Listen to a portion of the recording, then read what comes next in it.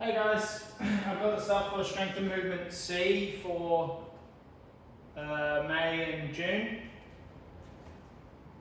It's a pressing block. We'll do some floor press for this one.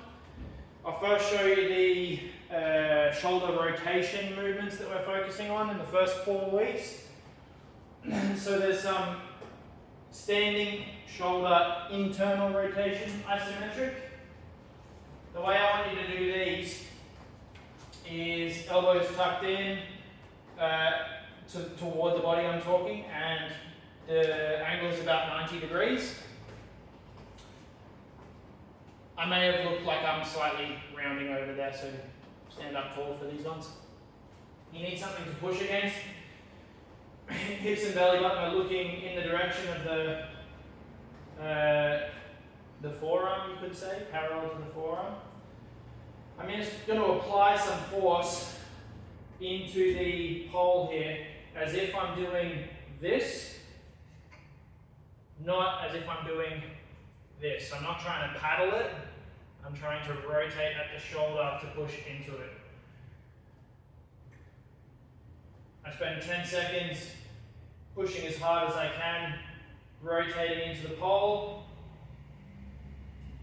Watch that the elbow doesn't come out to try and push into it here. I don't want the feet too wide for this one, sort of underneath the hips is good, because there's a little bit of nice sort of opposing core work. If the harder you push, the more you have to stop yourself from getting rotated into it. So 3 goes at 10 seconds there. We also do some seated shoulder external rotation raise. This is the one that you've probably all seen before, either in this position or this position, or frankly whatever's comfortable. I want to feel like my chest is looking out over this thigh. So if you've got it like this, it'll be, over this thigh here. What I mean by that is my body is not looking at the hand necessarily. If there are people with really bad range for this, you will find more range likely by looking at the plate over here. So in those cases, it goes okay. We lower down to about horizontal, raise up to as vertical as you can get. People will try and go beyond vertical if they have lots of range. They don't need to, just stack it up on top. The elbow position here is on the inside of my knee. If I'm being specific,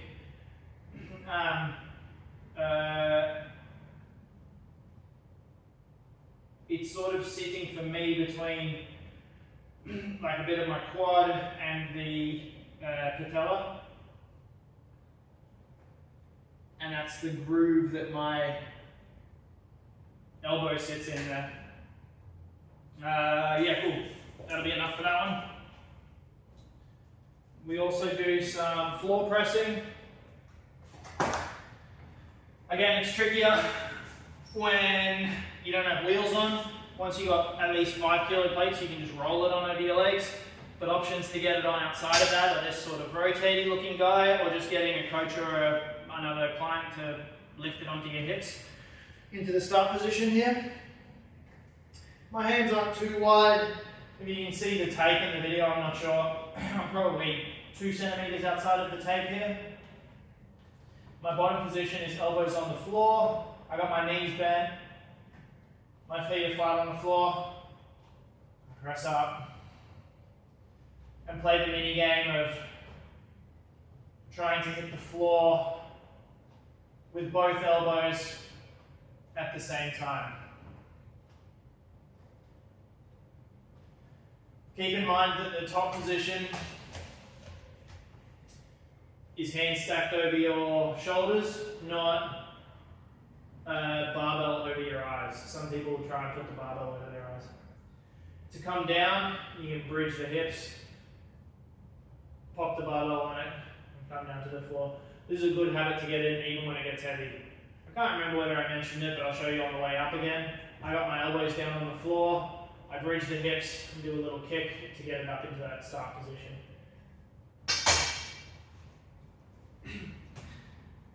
don't come out of it in a pullover like I did there. It's just because the load's light for me. We do some single arm bent over rows. You need a kettlebell for those ones.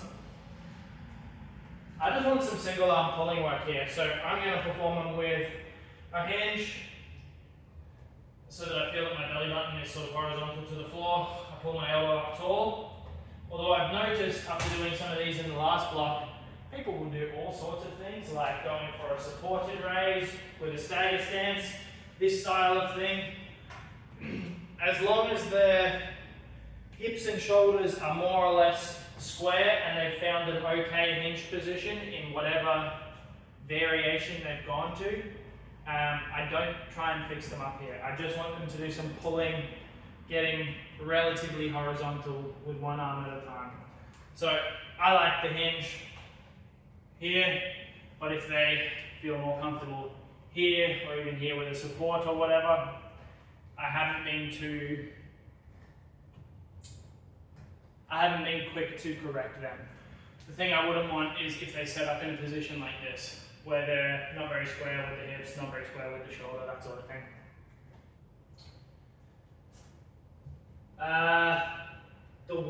So this is the second 4 weeks of the main work.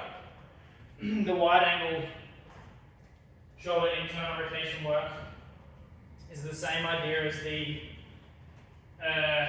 first one I showed you in here, except we take a wide angle, so an externally rotated position.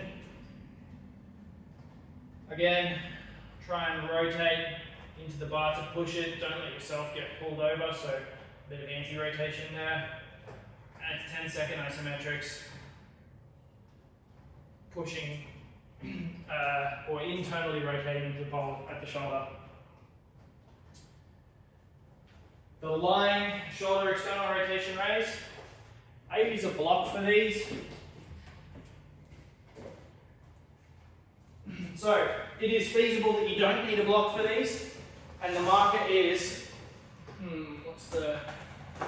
this one I'll show you. So the ASIS, the bony bit in front of your hip, that's more or less where I want the elbow.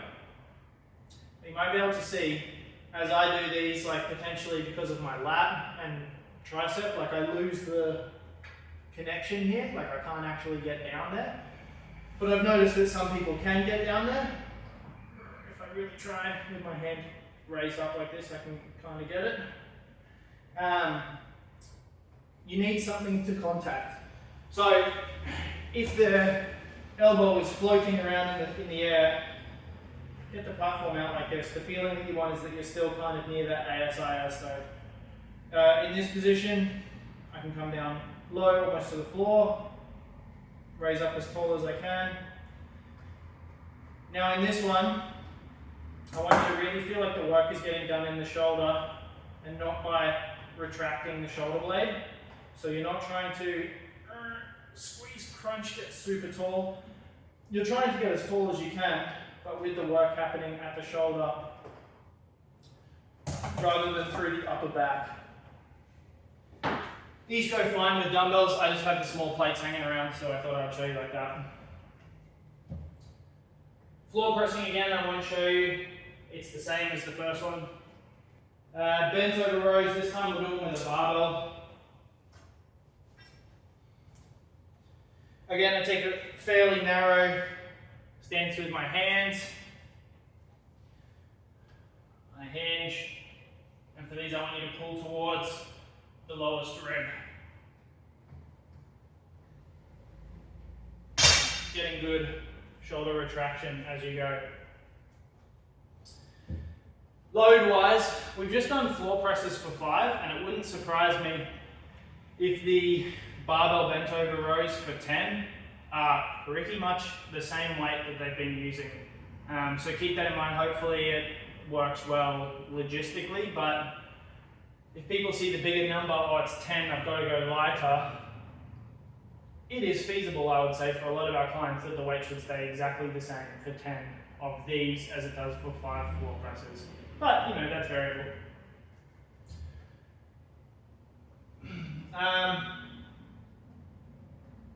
We do some standing pancake good mornings.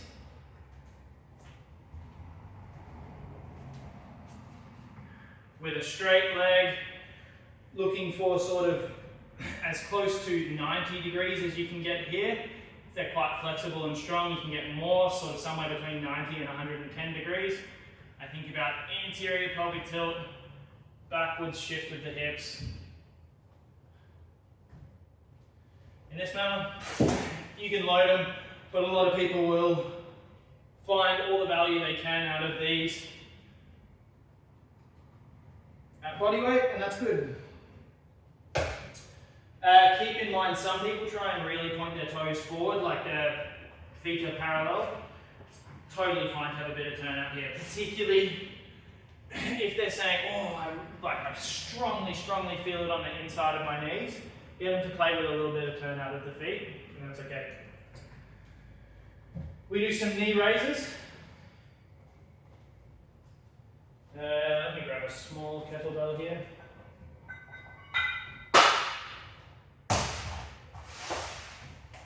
You can do them on the floor, particularly for people who don't want to get up on a box. What you're trying to avoid here, if you can see my torso position, there's a few faults.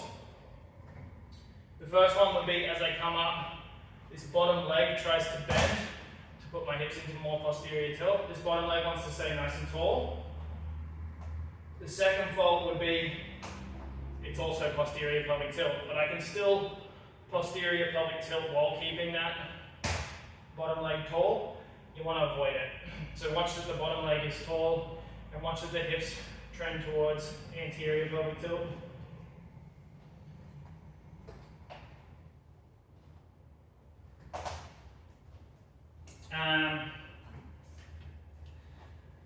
Look, you can do these, strictly speaking, there's a larger range of motion if you raise yourself up. The downside here is that there's less positions to do it in. That range of motion is already the easiest one to control. I'm totally fine if everyone just goes from the floor here. Let me do some heel raise archer squats. So I want definitely everyone to heel raise here, no matter what your squat position looks like. I take a couple of mats as my heel raise. Squat position for me is feet slightly outside of hip width, toes slightly turned out. And I want you to use a ball as the load.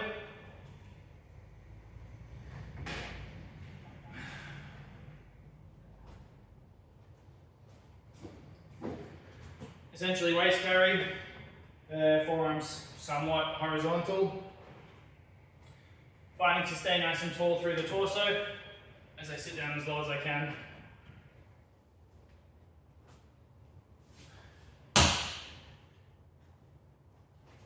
We're doing those guys for 8. The second 4 rounds, 4 weeks rather, of these guys has you doing some windmills. Now I'm specifically doing these for the feeling in the adductor. I actually don't really care so much for the rotation at the moment. So although I've got windmills programmed, which will eventually look like this move, I'm totally fine if it starts without any load here, without rotating the torso. It's almost like a straight-legged hip hinge that sits off to the side. So watch, I can do it without much rotation of the torso here. And what I'm after is that, I'll play around with the width here. There might be a slight feeling of stretch on the side that you're shifting away from. So for, it would be over here. And there's this feeling of like a tight contraction in the adductor on the other side. So it's slightly wide legs, straight knees. Shift the bum backwards like you do for a hinge, and up. So if anyone's sensitive to rotation here, including yourself, Jack, just load them at the front here, like this. You can totally get people, what do you think that was a bad one? You can totally get people starting to practice with the chest rotation, thinking about logo of the shirt to the front, thinking about hand up over shoulder. But you don't need to. You can load them just with that, let's say, diagonal shift of the hips back. So we do those 10 on each side. The leg scale, it's a straight leg version of the knee raise. It's feasible here, depending on people's range and hip flexor strength, that they continue to work those loaded knee raises with the small kettlebells. But the leg scale has all the same cues, nice and tall through the grounded foot. Watching that you're not going into posterior tilt. Raise up for a moment, hold. It's just a moment of control at the top. And then some toes archer squats, so you don't need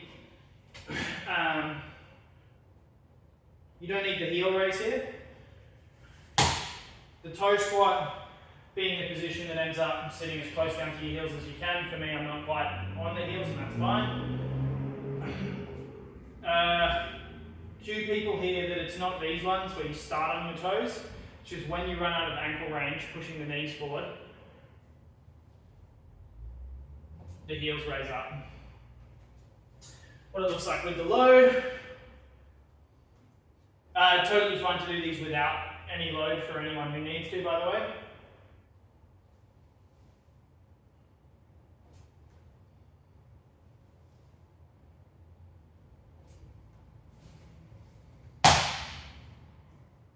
So those are the toes archer squats.